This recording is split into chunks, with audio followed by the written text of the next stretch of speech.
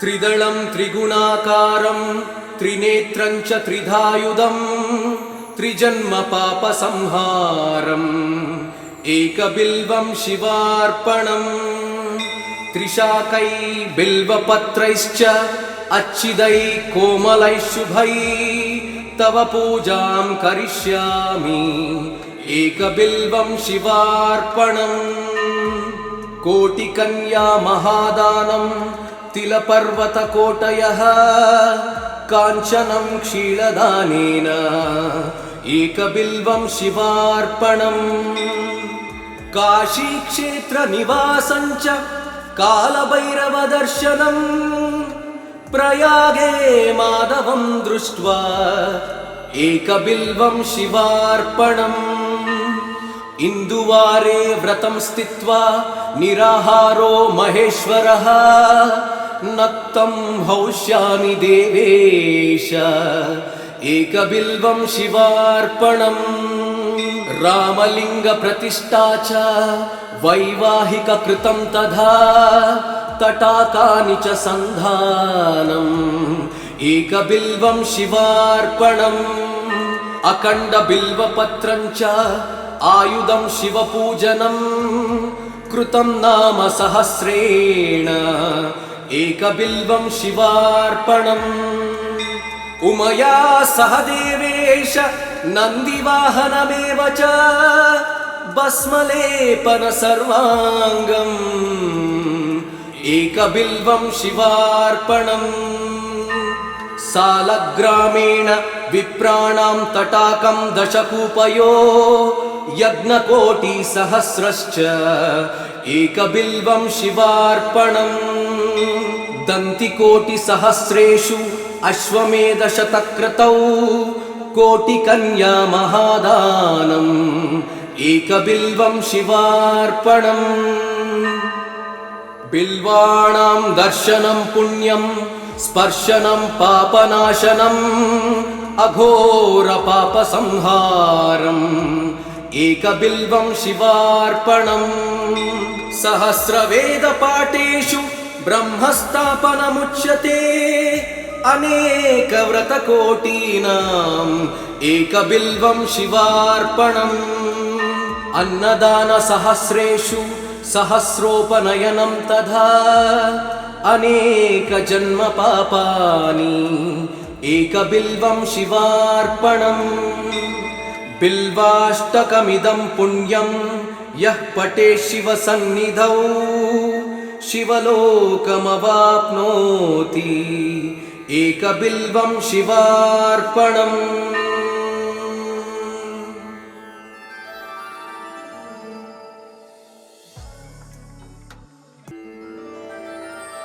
त्रिदलं त्रिगुणाकारं त्रिनेत्रं च त्रिधायुधं त्रिजन्म पापसंहारम् एकबिल्वं शिवार्पणम् त्रिशाकै बिल्वपत्रैश्च अच्छिदै कोमलै शुभै तव पूजां करिष्यामि एकबिल्वं शिवार्पणम् कोटिकन्या महादानं तिलपर्वतकोटयः काञ्चनं क्षीरदानेन एकबिल्वं शिवार्पणम्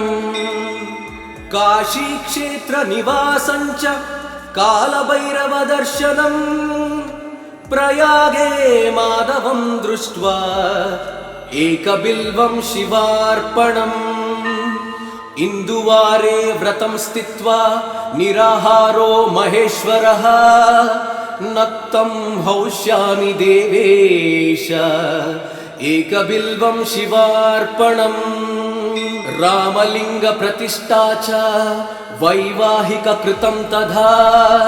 तटाकानि च सन्धानम् एकबिल्वं शिवार्पणम् अखण्डबिल्वपत्रं च आयुधं शिवपूजनम् कृतं नाम सहस्रेण एकबिल्वं शिवार्पणम् उमया सह देवेश नन्दिवाहनमेव च भस्मलेपन सर्वाङ्गम् एकबिल्वं शिवार्पणम् सालग्रामेण विप्राणां तटाकं दशकूपयो यज्ञकोटिसहस्रश्च एकबिल्वं शिवार्पणम् दन्तिकोटिसहस्रेषु अश्वमेधशतक्रतौ कोटिकन्या महादानम् एकबिल्वं शिवार्पणम् बिल्वाणां दर्शनं पुण्यं स्पर्शनं पापनाशनम् अघोरपापसंहारम् एकबिल्वं शिवार्पणम् सहस्रवेदपाठेषु ब्रह्मस्थापनमुच्यते अनेकव्रतकोटीनाम् एकबिल्वं शिवार्पणम् अन्नदानसहस्रेषु सहस्रोपनयनं तथा अनेकजन्मपापानि एकबिल्वं शिवार्पणम् बिल्वाष्टकमिदं पुण्यं यः पठेत् शिवसन्निधौ शिवलोकमवाप्नोति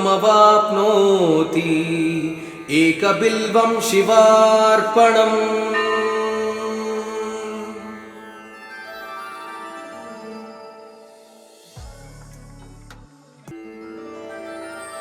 त्रिदलं त्रिगुणाकारं त्रिनेत्रं च त्रिधायुधं त्रिजन्मपापसंहारम् एकबिल्वं शिवार्पणम् त्रिशाकै बिल्वपत्रैश्च अच्छिदैः कोमलैः शुभैः तव पूजां करिष्यामि एकबिल्वं शिवार्पणम् कोटिकन्या महादानं तिलपर्वतकोटयः काञ्चनं क्षीरदानेन एकबिल्वं शिवार्पणम् काशीक्षेत्रनिवासं च कालभैरवदर्शनम् प्रयागे माधवं दृष्ट्वा एकबिल्वं शिवार्पणम् इन्दुवारे व्रतं स्थित्वा निराहारो महेश्वरः नक्तं हौष्यामि देवेश एकबिल्वं शिवार्पणम् रामलिङ्गप्रतिष्ठा च वैवाहिककृतं तथा तटाकानि च सन्धानम् एकबिल्वं शिवार्पणम् अखण्डबिल्वपत्रं च आयुधं शिवपूजनम्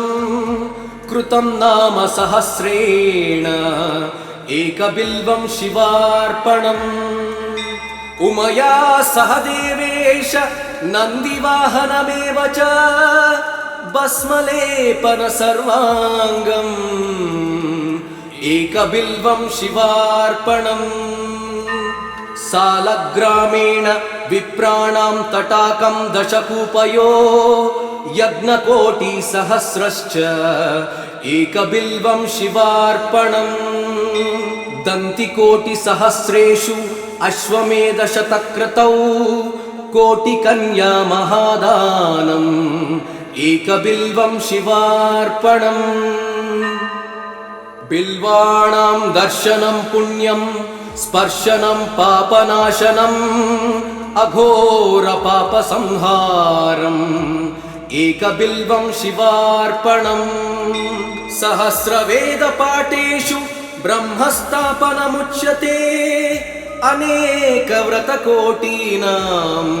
एकबिल्वं शिवार्पणम् अन्नदानसहस्रेषु सहस्रोपनयनं तथा अनेकजन्मपापानि एकबिल्वं शिवार्पणम् बिल्वाष्टकमिदं पुण्यं यः पठेत् शिवसन्निधौ शिवलोकमवाप्नोति एकबिल्वं शिवार्पणम्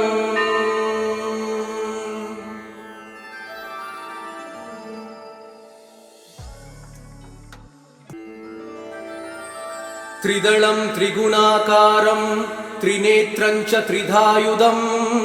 त्रिजन्मपापसंहारम् एकबिल्वं शिवार्पणम् त्रिशाकै बिल्वपत्रैश्च अच्छिदै कोमलै शुभै तव पूजां करिष्यामि एकबिल्वं शिवार्पणम् कोटिकन्या महादानं तिलपर्वतकोटयः काञ्चनं क्षीरदानेन एकबिल्वं शिवार्पणम् काशीक्षेत्रनिवासं च कालभैरवदर्शनम् प्रयागे माधवं दृष्ट्वा एकबिल्वं शिवार्पणम् इन्दुवारे व्रतं स्थित्वा निराहारो महेश्वरः नक्तं हौष्यामि देवेश एकबिल्वं शिवार्पणम् रामलिङ्गप्रतिष्ठा च वैवाहिककृतं तथा तटाकानि च सन्धानम् एकबिल्वं शिवार्पणम् अखण्डबिल्वपत्रं च आयुधं शिवपूजनम् कृतं नाम सहस्रेण एकबिल्वं शिवार्पणम् उमया सह देवेश नन्दिवाहनमेव च भस्मलेपन सर्वाङ्गम् एकबिल्वं शिवार्पणम् सालग्रामेण विप्राणां तटाकं दशकूपयो यज्ञकोटिसहस्रश्च एकबिल्वं शिवार्पणम् दन्तिकोटिसहस्रेषु अश्वमेधशतक्रतौ कोटिकन्या महादानम् एकबिल्वं शिवार्पणम् बिल्वाणां दर्शनं पुण्यं स्पर्शनं पापनाशनम् अघोरपापसंहारम् एकबिल्वं शिवार्पणम् सहस्रवेदपाठेषु ब्रह्मस्थापनमुच्यते अनेकव्रतकोटीनाम् एकबिल्वं शिवार्पणम् अन्नदानसहस्रेषु सहस्रोपनयनं तथा अनेकजन्मपापानि एकबिल्वं शिवार्पणम् बिल्वाष्टकमिदं पुण्यं यः पठेत् शिवसन्निधौ शिवलोकमवाप्नोति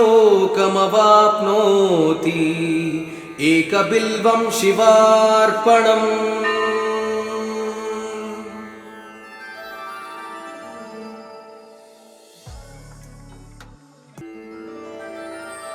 त्रिदलं त्रिगुणाकारं त्रिनेत्रं च त्रिधायुधं त्रिजन्मपापसंहारम् एकबिल्वं शिवार्पणम् त्रिशाकै बिल्वपत्रैश्च अच्छिदै कोमलै शुभै तव पूजां करिष्यामि एकबिल्वं शिवार्पणम् कोटिकन्या महादानं तिलपर्वतकोटयः काञ्चनं क्षीरदानेन एकबिल्वं शिवार्पणम् काशीक्षेत्रनिवासं च कालभैरवदर्शनम् प्रयागे माधवं दृष्ट्वा एकबिल्वं शिवार्पणम् इन्दुवारे व्रतं स्थित्वा निराहारो महेश्वरः नक्तं हौष्यामि देवेश एकबिल्वं शिवार्पणम् रामलिङ्गप्रतिष्ठा च वैवाहिककृतं तथा तटाकानि च सन्धानम् एकबिल्वं शिवार्पणम् अखण्डबिल्वपत्रं च आयुधं शिवपूजनम् कृतं नाम सहस्रेण एकबिल्वं शिवार्पणम् उमया सह देवेश नन्दिवाहनमेव च भस्मलेपन सर्वाङ्गम् एकबिल्वं शिवार्पणम् सालग्रामेण विप्राणां तटाकं दशकूपयो यज्ञकोटिसहस्रश्च एकबिल्वं शिवार्पणम् दन्तिकोटिसहस्रेषु अश्वमेधशतक्रतौ कोटिकन्या महादानम् एकबिल्वं शिवार्पणम् बिल्वाणां दर्शनं पुण्यं स्पर्शनं पापनाशनम् अघोरपापसंहारम् एकबिल्वं शिवार्पणम् सहस्रवेदपाठेषु ब्रह्मस्थापनमुच्यते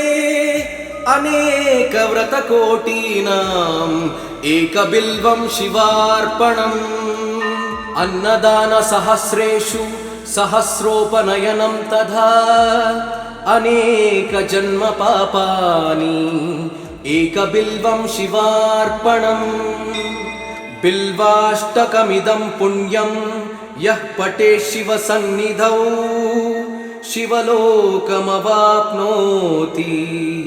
एकबिल्वं शिवार्पणम्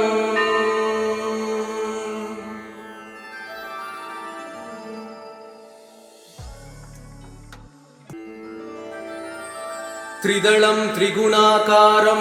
त्रिनेत्रं च त्रिधायुधम् त्रिजन्मपापसंहारम् एकबिल्वं शिवार्पणम् त्रिशाकै बिल्वपत्रैश्च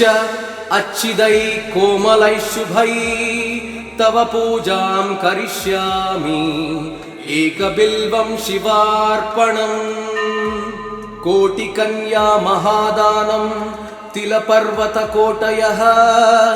काञ्चनं क्षीरदानेन एकबिल्वं शिवार्पणम् काशीक्षेत्रनिवासं च कालभैरवदर्शनम् प्रयागे माधवं दृष्ट्वा एकबिल्वं शिवार्पणम् इन्दुवारे व्रतं स्थित्वा निराहारो महेश्वरः नक्तं हौष्यामि देवेश एकबिल्वं शिवार्पणम् रामलिङ्गप्रतिष्ठा च वैवाहिककृतं तथा तटाकानि च सन्धानम् एकबिल्वं शिवार्पणम् अखण्डबिल्वपत्रं च आयुधं शिवपूजनम् कृतं नाम सहस्रेण एकबिल्वं शिवार्पणम् उमया सह देवेश नन्दिवाहनमेव च भस्मलेपन सर्वाङ्गम् एकबिल्वं शिवार्पणम् सालग्रामेण विप्राणां तटाकं दशकूपयो यज्ञकोटिसहस्रश्च एकबिल्वं शिवार्पणम् दन्तिकोटिसहस्रेषु अश्वमेधशतक्रतौ कोटिकन्या महादानम् एकबिल्वं शिवार्पणम् बिल्वाणां दर्शनं पुण्यं स्पर्शनं पापनाशनम् अघोरपापसंहारम् एकबिल्वं शिवार्पणम् सहस्रवेदपाठेषु ब्रह्मस्थापनमुच्यते अनेकव्रतकोटीनाम् एकबिल्वं शिवार्पणम् अन्नदानसहस्रेषु सहस्रोपनयनं तथा अनेकजन्मपापानि एकबिल्वं शिवार्पणम् बिल्वाष्टकमिदं पुण्यं यः पठेत् शिवसन्निधौ शिवलोकमवाप्नोति एकबिल्वं शिवार्पणम्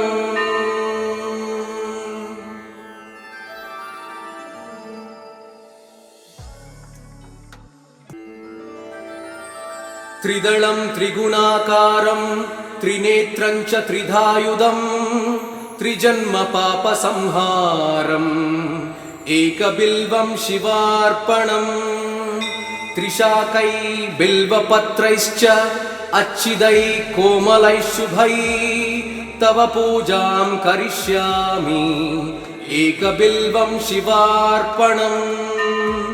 कोटिकन्या महादानं तिलपर्वतकोटयः काञ्चनं क्षीरदानेन एकबिल्वं शिवार्पणम् काशीक्षेत्रनिवासं च कालभैरवदर्शनम् प्रयागे माधवं दृष्ट्वा एकबिल्वं शिवार्पणम् इन्दुवारे व्रतं स्थित्वा निराहारो महेश्वरः नक्तं हौष्यामि देवेश एकबिल्वं शिवार्पणम् रामलिङ्गप्रतिष्ठा च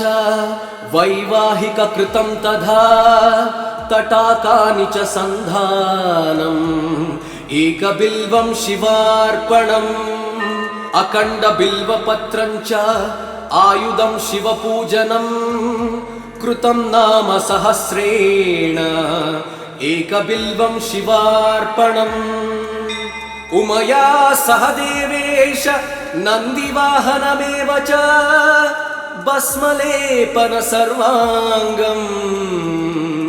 एकबिल्वं शिवार्पणम्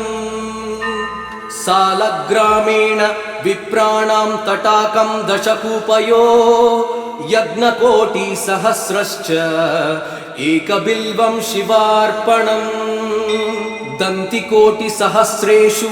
अश्वमेधशतक्रतौ कोटिकन्या महादानम् एकबिल्वं शिवार्पणम् बिल्वाणां दर्शनं पुण्यं स्पर्शनं पापनाशनम् अघोरपापसंहारम् एकबिल्वं शिवार्पणम् सहस्रवेदपाठेषु ब्रह्मस्थापनमुच्यते अनेकव्रतकोटीनाम् एकबिल्वं शिवार्पणम् अन्नदानसहस्रेषु सहस्रोपनयनं तथा अनेकजन्मपापानि एकबिल्वं शिवार्पणम् बिल्वाष्टकमिदं पुण्यं यः पठेत् शिवसन्निधौ शिवलोकमवाप्नोति एकबिल्वं शिवार्पणम्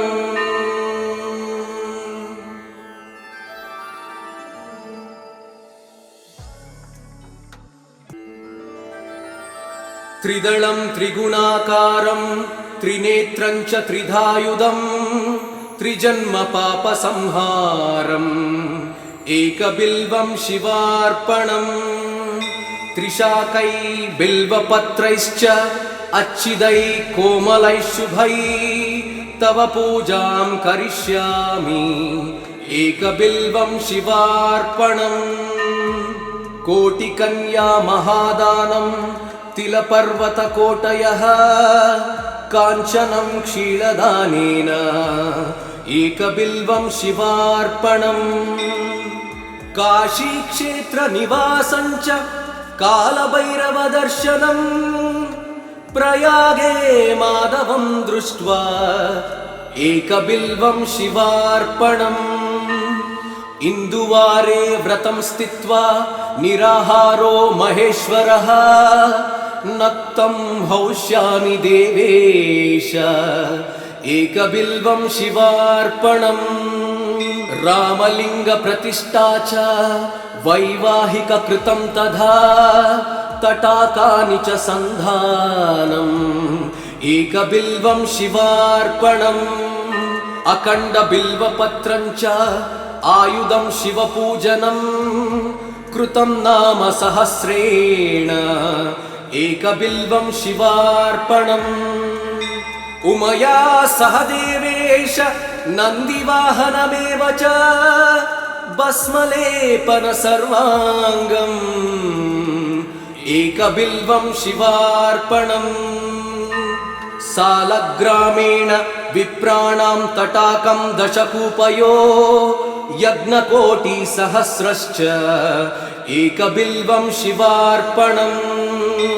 दन्तिकोटिसहस्रेषु अश्वमेधशतक्रतौ कोटिकन्या महादानम् एकबिल्वं शिवार्पणम्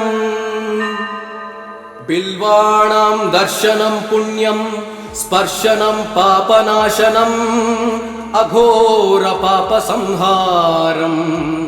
एकबिल्वं शिवार्पणम् सहस्रवेदपाठेषु ब्रह्मस्थापनमुच्यते अनेकव्रतकोटीनाम् एकबिल्वं शिवार्पणम् अन्नदानसहस्रेषु सहस्रोपनयनं तथा अनेकजन्मपापानि एकबिल्वं शिवार्पणम् बिल्वाष्टकमिदं पुण्यं यः पठेत् शिवसन्निधौ शिवलोकमवाप्नोति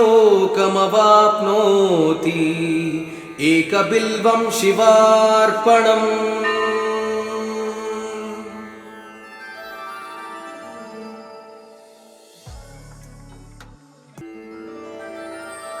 त्रिदलं त्रिगुणाकारं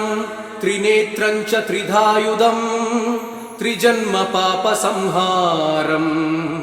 एकबिल्वं शिवार्पणम् त्रिशाकै बिल्वपत्रैश्च अच्छिदैः कोमलैः शुभैः तव पूजां करिष्यामि एकबिल्वं शिवार्पणम् कोटिकन्या महादानं तिलपर्वतकोटयः काञ्चनं क्षीरदानेन एकबिल्वं शिवार्पणम् काशीक्षेत्रनिवासं च कालभैरवदर्शनम् प्रयागे माधवं दृष्ट्वा एकबिल्वं शिवार्पणम् इन्दुवारे व्रतं स्थित्वा निराहारो महेश्वरः नक्तं हौष्यामि देवेश एकबिल्वं शिवार्पणम् रामलिङ्गप्रतिष्ठा च वैवाहिककृतं तथा तटाकानि च सन्धानम् एकबिल्वं शिवार्पणम् अखण्डबिल्वपत्रं च आयुधं शिवपूजनम् कृतं नाम सहस्रेण एकबिल्वं शिवार्पणम् उमया सह देवेश नन्दिवाहनमेव च भस्मलेपन सर्वाङ्गम् एकबिल्वं शिवार्पणम् सालग्रामेण विप्राणां तटाकं दशकूपयो यज्ञकोटिसहस्रश्च एकबिल्वं शिवार्पणम् दन्तिकोटिसहस्रेषु अश्वमेधशतक्रतौ कोटिकन्या महादानम् एकबिल्वं शिवार्पणम् बिल्वाणां दर्शनं पुण्यं स्पर्शनं पापनाशनम् अघोरपापसंहारम् एकबिल्वं शिवार्पणम् सहस्रवेदपाठेषु ब्रह्मस्थापनमुच्यते अनेकव्रतकोटीनाम् एकबिल्वं शिवार्पणम् अन्नदानसहस्रेषु सहस्रोपनयनं तथा अनेकजन्मपापानि एकबिल्वं शिवार्पणम् बिल्वाष्टकमिदं पुण्यं यः पठेत् शिवसन्निधौ शिवलोकमवाप्नोति एकबिल्वं शिवार्पणम्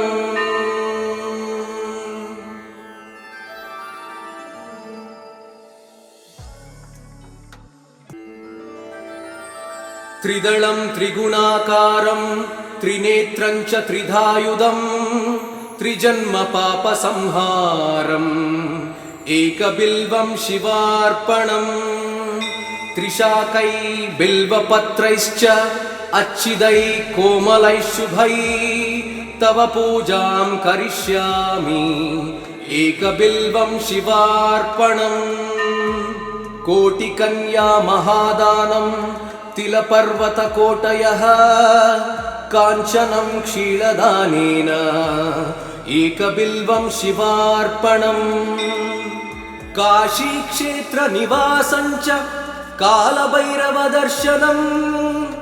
प्रयागे माधवं दृष्ट्वा एकबिल्वं शिवार्पणम् इन्दुवारे व्रतं स्थित्वा निराहारो महेश्वरः नक्तं हौष्यामि देवेश एकबिल्वं शिवार्पणम् रामलिङ्गप्रतिष्ठा च वैवाहिककृतं तथा तटाकानि च सन्धानम्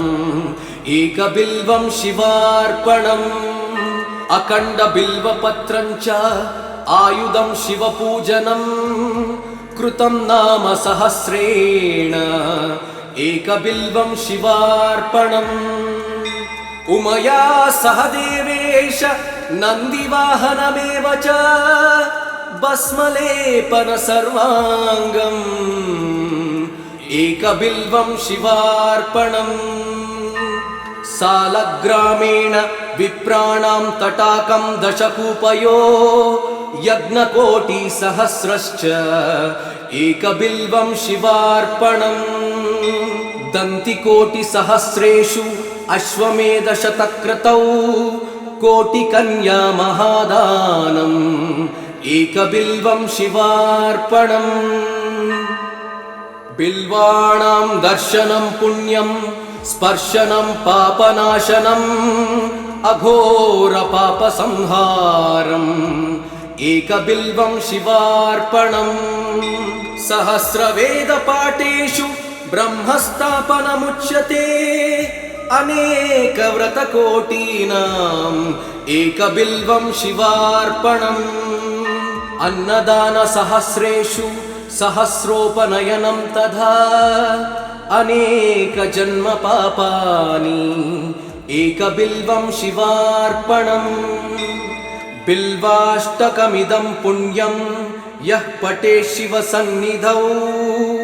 शिवलोकमवाप्नोति एकबिल्वं शिवार्पणम्